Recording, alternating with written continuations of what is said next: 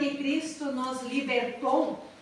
Por isso, permaneçam firmes como pessoas livres e não se tornem escravos novamente.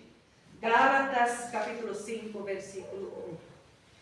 Estimados irmãos, estimadas irmãs, essa frase foi escrita pelo apóstolo Paulo às pessoas da igreja da Galácia.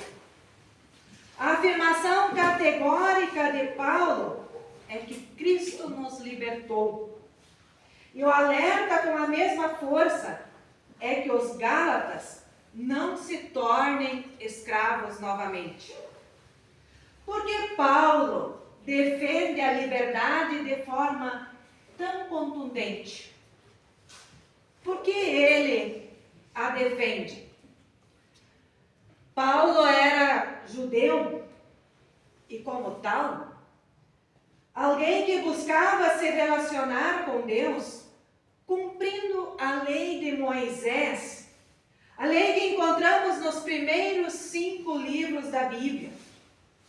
Para este povo, só era possível agradar a Deus cumprindo fielmente a lei.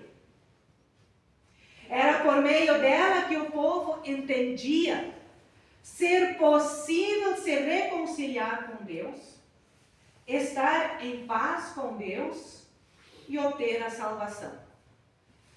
A lei não era composta apenas de proibições, mas também de orientações do que fazer, ou seja, de praticar boas obras.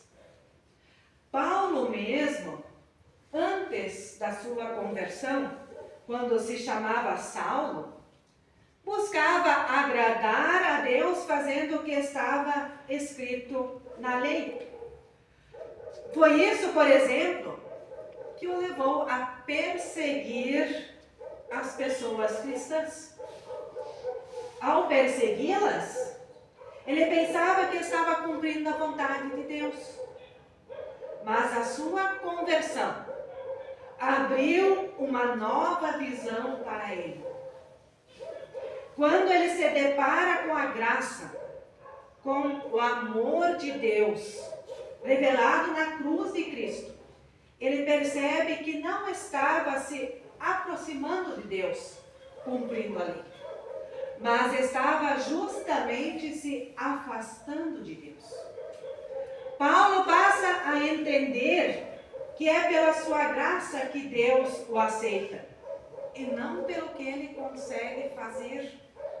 E ele entende que a graça não pode ser adquirida de forma alguma, que ninguém pode se apoderar dela pelos seus próprios méritos, por aquilo que ele mesmo faz.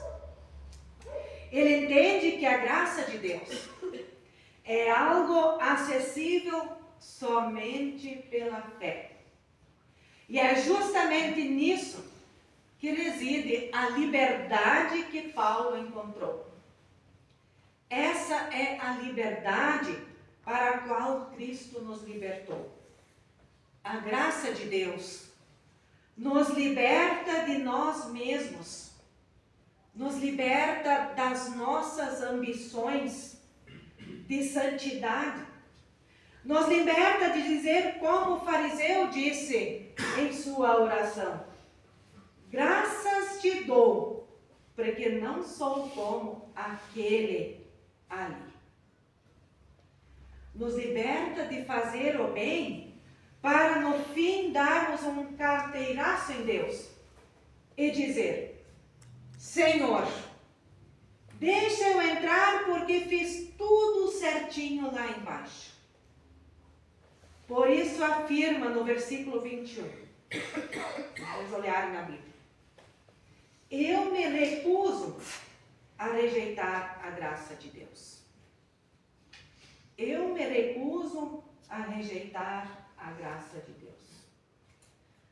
Mas por que escreve sobre liberdade e especificamente sobre lei, obras e fé aos Gálatas? Por que ele escreve sobre isso a eles?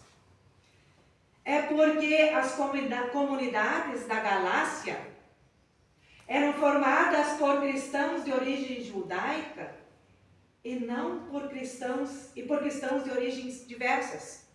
Eram diversas pessoas que formavam a comunidade. Os cristãos de origem judaica estavam exigindo que os demais vivessem de acordo com os ritos e com as leis judaicas.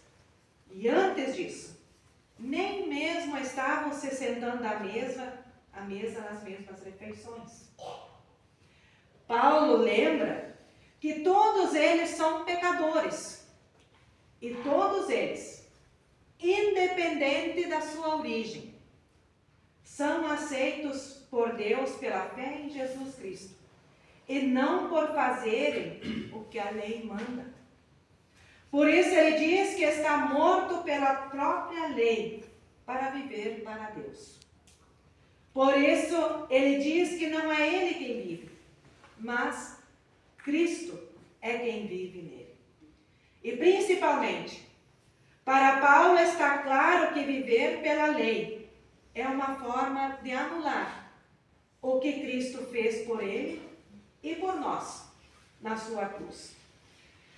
Se continuam buscando a aceitação de Deus, a sua salvação cumprindo a lei e praticando boas obras, então não preciso da obra de Cristo na cruz.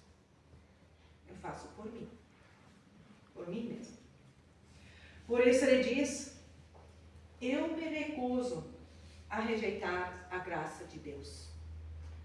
Ou seja, Paulo se recusa a ignorar a cruz de Cristo, vivendo como um escravo da lei e das boas obras, e ele quer que os membros das igrejas da Galácia também experimentem essa liberdade dada por Cristo. E hoje, irmãos e irmãs, será que já entendemos que Cristo nos libertou? Será que sabemos viver essa liberdade? Ou será que ainda nos deixamos escravizar pela ideia de que podemos nos salvar a nós mesmos? O professor de teologia, o Neil Bobson, conhecido, creio de vocês, diz que a matriz religiosa brasileira segue a lógica sacrificial. Que a matriz religiosa brasileira segue uma lógica sacrificial. Ou seja, que é necessário fazer sacrifício, fazer algo bom para se reconciliar com Deus, ou para alcançar uma graça, um milagre. Nós não vemos isso por aí o tempo todo? Talvez bem perto de nós?